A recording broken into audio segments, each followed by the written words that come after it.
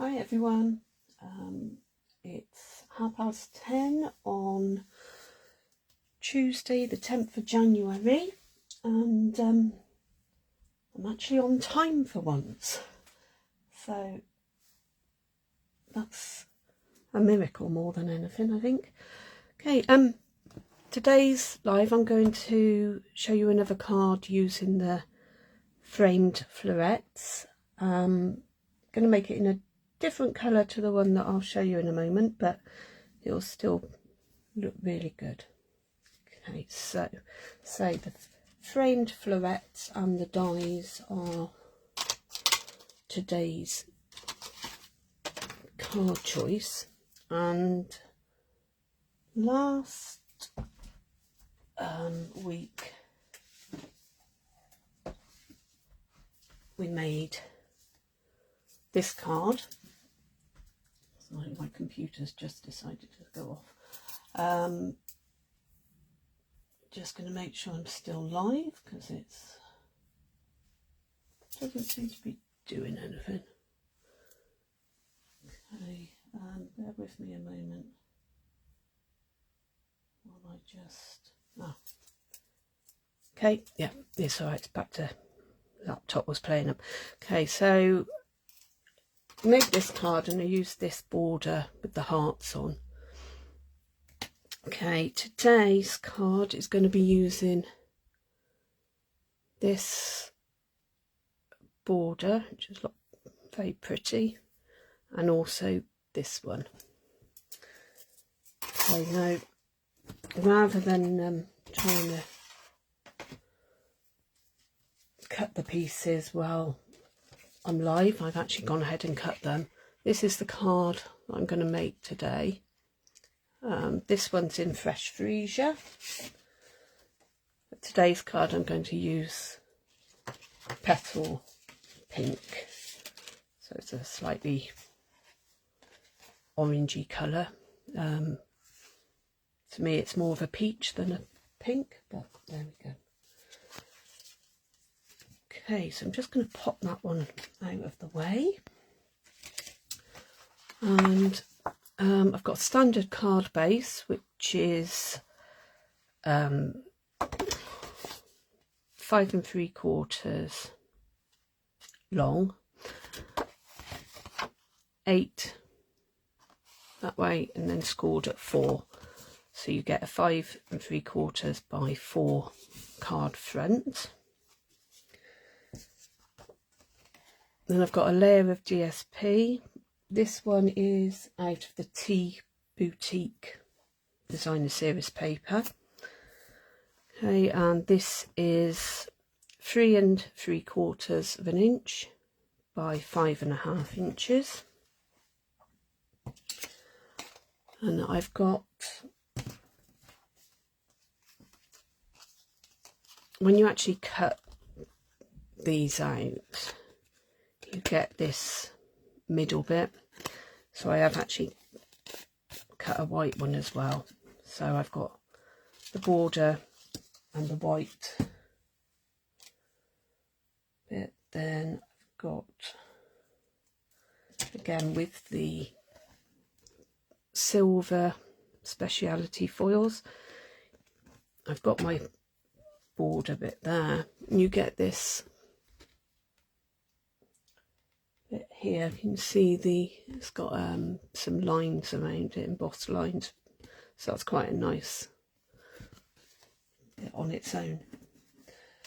Okay, so I'm going to do first of all is the stamping, just so we can get that bit out of the way. And I'm using this flower stamp here, and I'm going to be stamping in Memento black because that works really well with alcohol markers. So just make sure I put it up the right way and fit it on like so. So there's the first stamp. I'll just pop the lid back on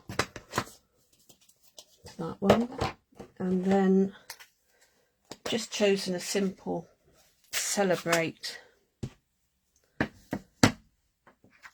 sentiment also out of here, and I'm going to use Evening Evergreen. Just gently dab it a few times.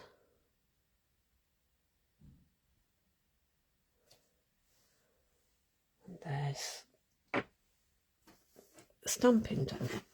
Okay. Now for the next bit. Before I go any further, I have just coloured in using the brush tip of the blends in Petal Pink, just a few of these, and left them to dry.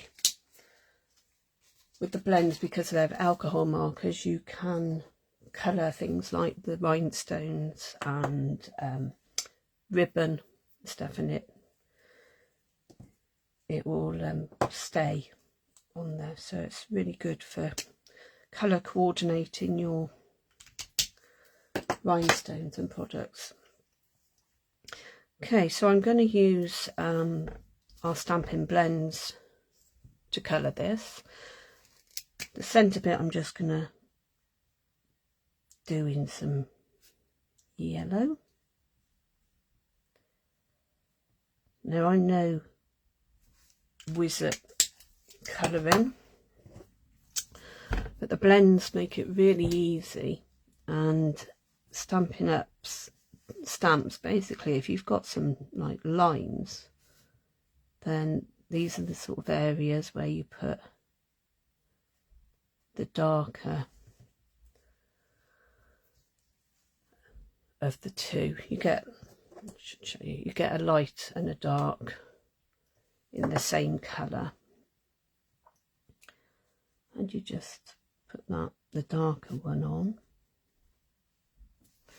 and you can go over it a few times just to add a bit more depth if you want to. And then with the lighter one, you just take it and you're blending the light one into the dark.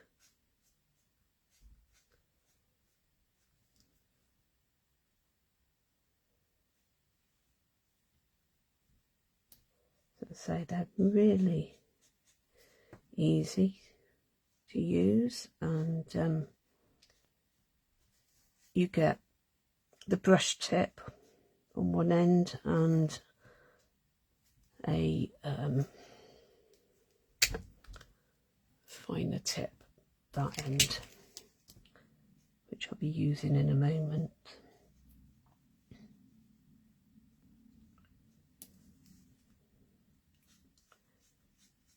Okay, these are just one of the colouring utensils that we have in the catalogue. There's also water coloured pencils, which are really good. Got both sets of those, and I quite enjoy colouring. And then you can use what's called a blender pen, which is this. Let's see, and it's got, with the pencils, you can just go over the colouring, and it turns it into a watercolour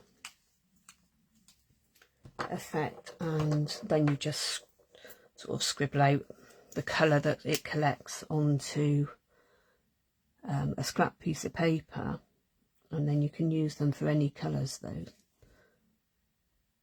So they're really useful. We've got watercolour paint brushes, which I've got some I've not yet actually used. It's one of the things that I want to spend some time playing with. You never know, I might even do a video on those once I've checked out what I'm doing with them.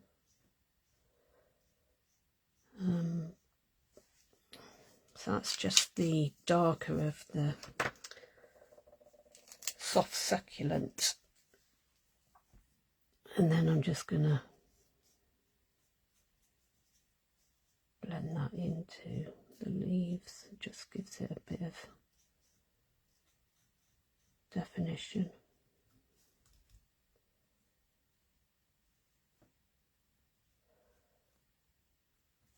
So we've got quite a lot of different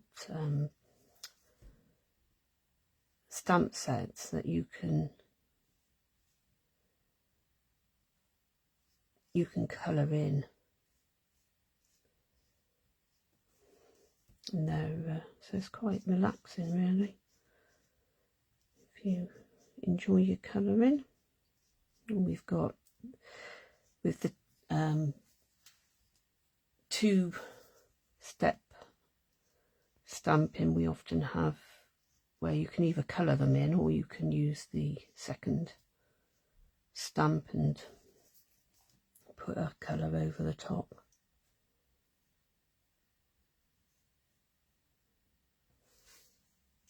Okay, so that's the colouring done and the stamping, so now we can start to assemble the card.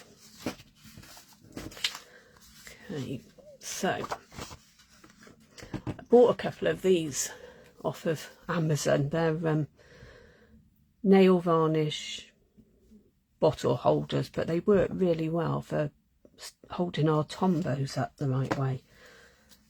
There's nothing worse than having to keep trying to get the tombow to come out when it's, you know, there's usually loads in there, but because it settles whichever way you've let it down, it's or if you stand it up on the thicker end, it can sometimes be a bit of a nuisance. So a fellow demonstrator had bought some and I thought they looked really good, and they weren't expensive either, so they're good for keeping your tombow up the right way. Just before I stick that down, I just need to get out some of the bits.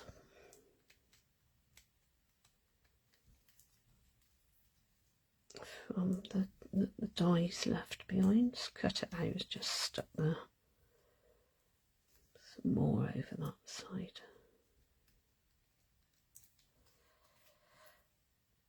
Okay, so that's that. Now on this one, I'm just going to put some little bits of glue, just little dots. Get the silver out just on the thicker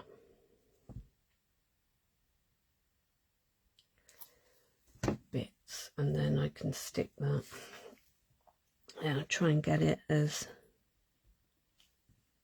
central as I can.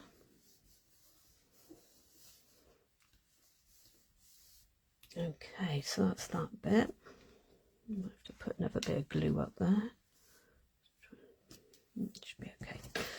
Okay, now this one I've stuck over the top, so just again, just run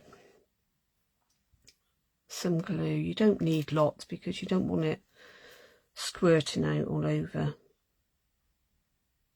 the silver foil. So just run a little bit around the there, and again this will sit. You can move it around a bit just until you're happy with where it is.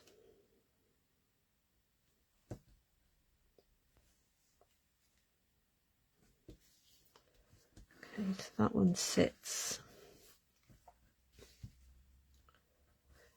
like that. It's a bit far over on this side. So that's better. Okay, and then using the dimensionals, and just pop a few dimensionals onto the back of the stamped oval. And a really easy way of getting these off by digging your nail. You dig a nail in, your thumbnail in, then they just peel off a lot easier. Okay, and then that will just fit in the middle there. Just as finishing touches, we'll get our rhinestones, and using the take your pick tool. It's got putty in this end, so it's really good at picking up the gems.